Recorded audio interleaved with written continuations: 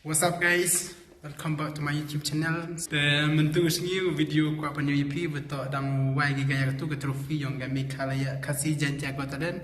Mentus new wai gaya teh Shillong Press Club.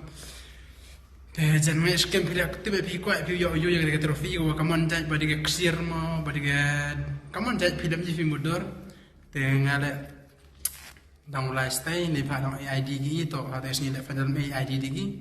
Mentus new lifestyle the people and gini video kamu kom lagi te to kom te apa wani ya cuman ni poi tai teng ba kata dah air dah tayar garing ya nak dekat tu matau ani Shillong Press Club ampi apa ini kalau ni nyampe apa ini bom sem tahu ya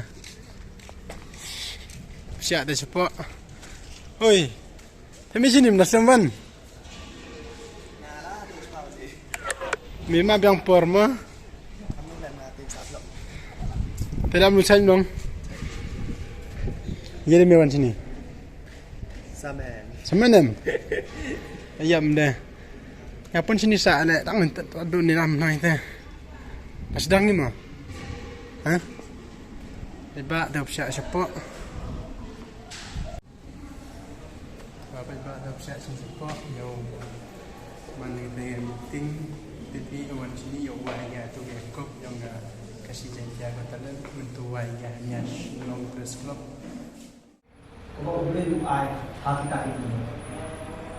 Isinya akibat bang, dan ai ketika kesan, bang itu juga kuat. Ni api kerai tu. Lalu petau ai ketika kesan di foundation ini. Nami sekhmat minjai le ini kam. Abun tu itu semua. Lalu petau bang bakam deh, yo ese keskam. Ini orang pengiru di Malaysia. Memang tuak kan penjak berok. Ia keri dan ini tuak pandi ia katakan. Sab apa boleh payah. Silap tak sekedar sab untuk sampai kerja. Kibalak bangrak license dia tadi kasih janji keteran. Nak dia untuk foundation. Kan aisnya bah dak kayin. Dia pinong job kibalak bangrak license.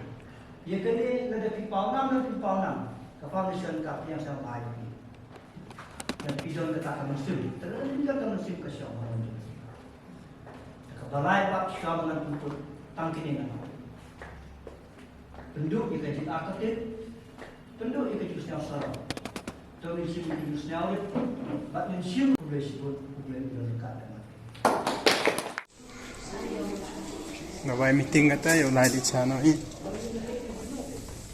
Memang cah. Hah? Để cho nó như vậy là để cho nó thấy không? Cho lấy tán để cho